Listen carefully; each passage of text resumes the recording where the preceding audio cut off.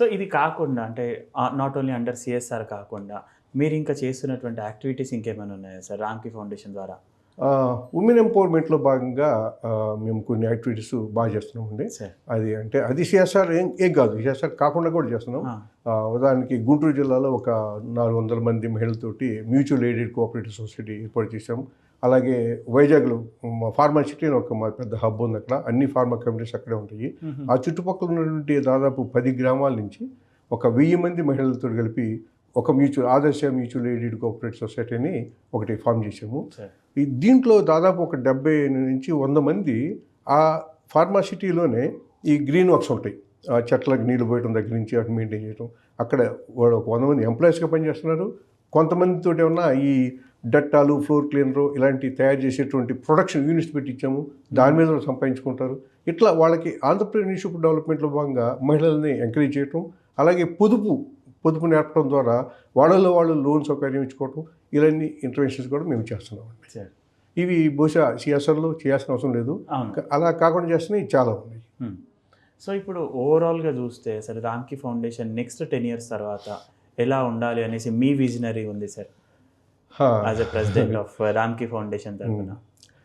అంటే నా విజన్ కన్నా కూడా మా ఫౌండర్ యొక్క విజన్ అయితే ఆయన ఇప్పుడు మేము ఏదో లాస్ట్ ఇయర్ 100 క్రోర్స్‌కి టచ్ అయ్యామని చెప్పేసి మేము చంకలు గుద్దుకుంటున్నాం. బట్ ఆయన ఏమంటాడంటే ఈ పాటికి నువ్వు 1000 కోట్లు చేసి ఉండాల్సింది. హ్మ్. అంటే 1000 కోట్లు అంటే ఇన్ టర్మ్స్ ఆఫ్ ఫైనాన్స్ కాదు ఆయన మాట్లాడుతుంది. అంత సర్వీసు 1000 కోట్లు అనంటే అంత సర్వీసు జనాలకు వెళ్ళాలి. నిజానికి ఆయన ఇప్పుడు కూడా మాకన్నా చాలా ముందు ఉంటారండి. ఆయన రీచ్ అవ్వడం ఒక అసాధ్యం. హ్మ్. బట్ పరిగెత్తడానికి అయితే ప్రయత్నం చేస్తున్నాం. సరే. ఆయన వ్యూ నుంచి నేను చాలా కష్టం చెప్పలేం కానీ ఆయన అప్పుడు చెప్పాలంటే అన్ని దేశాల్లో చేయాలని అంటే కానీ బట్ కనీసం నా మటుకు మీరు అన్న ప్రకారం ఈ 10 సంవత్సరాల తర్వాత ఖచ్చితంగా రామ్‌కి ఫౌండేషన్ యొక్క వేళ్ళు ప్రతి రాష్ట్రంలో ఉండటం అనేది పక్కన పెట్టేసి భారతదేశంలోని ప్రతి రాష్ట్రంలో ఉండటంతో పాటు కనీసం ప్రతి మండలంలో కూడా దీనికి సంబంధించినటువంటి చిన్న కార్యాలయాలు అన్నా కనుక అక్కడ మనం ఓపెన్ చేయగలిగితే కమ్యూనిటీకి ఖచ్చితంగా మేలు జరుగుతుందండి. సార్. అది బాగుంటుంది. సార్. ఇప్పుడు ఈ యాక్టివిటీస్ అన్నీ చేస్తున్నారు కదా సార్. సర్వీస్ యాక్టివిటీస్ ఇవన్నీ చేస్తున్నారు. అండ్ రామ్‌కి ఫౌండేషన్ నుంచి మిగతా కార్పొరేట్ కంపెనీస్‌ని తీసుకొనొచ్చేసి అండ్ ఎన్‌జీఓస్‌ని తీసుకొనొచ్చి చాలా యాక్టివిటీస్ చేస్తున్నారు. తెలుగు రాష్ట్రాల్లో కానియండి, మిగతా రాష్ట్రాల్లో. ఇవన్నీ చేయడానికి గల హిడెన్ ఎజెండా ఏదైనా ఉందంటారా? లైక్ పొలిటికల్‌గా ఉన్నారు కదా సార్ కూడా. సో హిడెన్ ఎజెండా ఏదైనా ఉందంటారా? బాగుంది. నిజానికి చాలా కీలకమైన విషయం మీరు అడిగింది. సార్. సార్ ఏ రోజు కూడా తన పొలిటికల్ మైలేజ్ అంటే ఆయన ఒక రాజ్యసభ సభ్యుడిగా ఉన్నారు అంతే. అంతే తప్ప ఆయన ఎప్పుడు కూడా టార్గెట్ చేసి నేను నా రాజకీయ పరంగా ఎంత విస్తరించాలని ఏ రోజు లేదు ఆయనకి. ఒకవేళ ఉన్నా కూడా ఇప్పుడు కూడా ఆయన రామ్‌కి ఫౌండేషన్ యొక్క సర్వీస్ని ఆయన యొక్క పొలిటికల్ మైలేజ్ కోసం ముడి పెట్టలేదు, పెట్టరు కూడా. హ్మ్. 100% షూర్. ఇంకా చెప్పాలంటే ఈ రోజు వరకు మాకున్న స్వేచ్ఛలో ఒక చిన్న ఎగ్జాంపుల్ చెప్పాలి. ఇన్ని సంవత్సరాలు దాదాపు 20 ఏళ్ళు కంప్లీట్గా పోతుంది. ఇన్ని సంవత్సరాల వ్యవధిలో సార్ ఏ రోజు కూడా సార్ కానీ మేడం కానీ రామరెడ్డికి వచ్చిన ఫండ్స్ నుంచి ఈ అమౌంట్తో అది చేయి పలానా చేయి ఏ రోజు ఆయన మమ్మల్ని ఆక్షేపించలేదు, ఆజ్ఞాపించలేదు. హ్మ్. అసలు ఆజ్ఞాపించలేదు.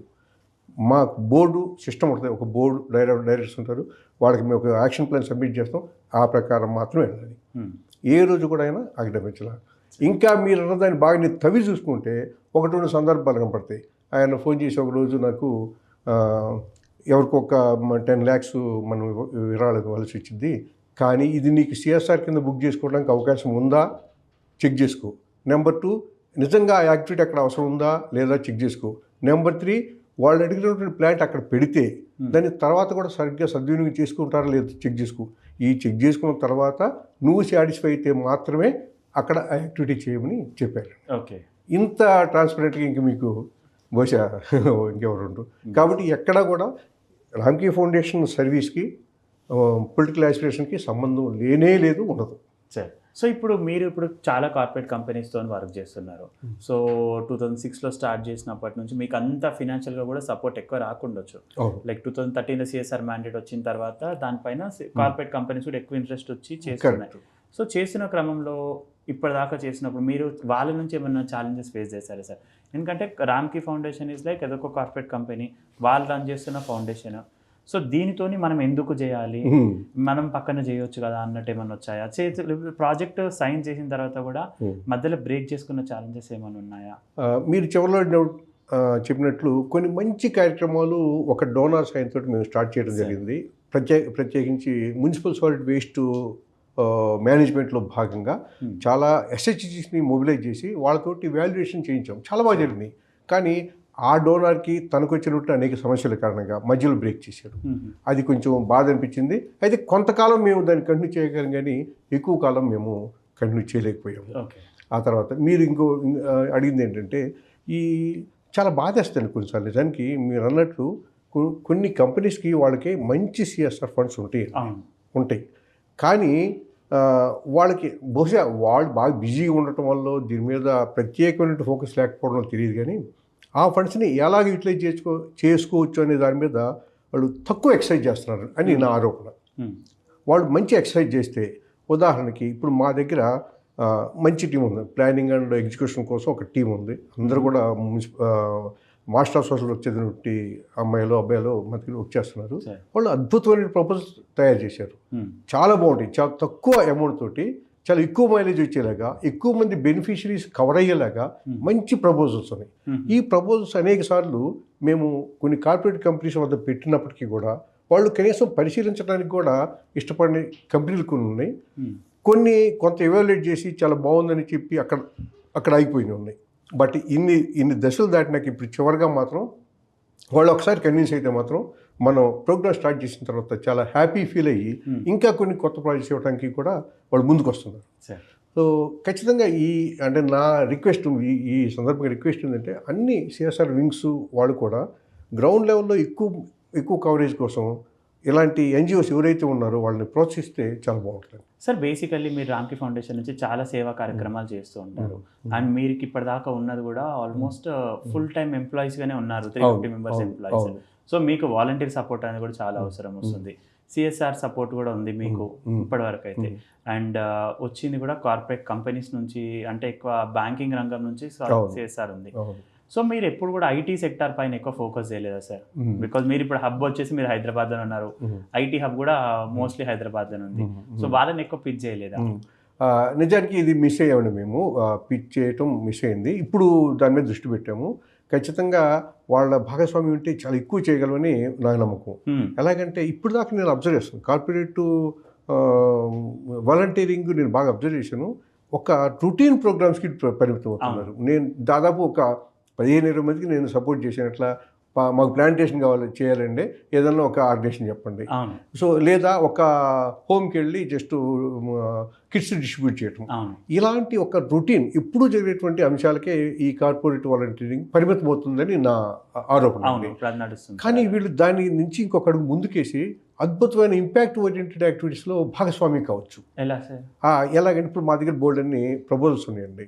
అలాగే మా ప్రాజెక్ట్స్ కూడా నడుస్తున్నాయి కదా. ఈ ప్రాజెక్ట్స్లో వాళ్ళు కొంత కంట్రిబ్యూట్ చేయడం ద్వారా ఖచ్చితంగా వాళ్ళకి ఎక్స్ట్రా మైలేజ్ వస్తుంది.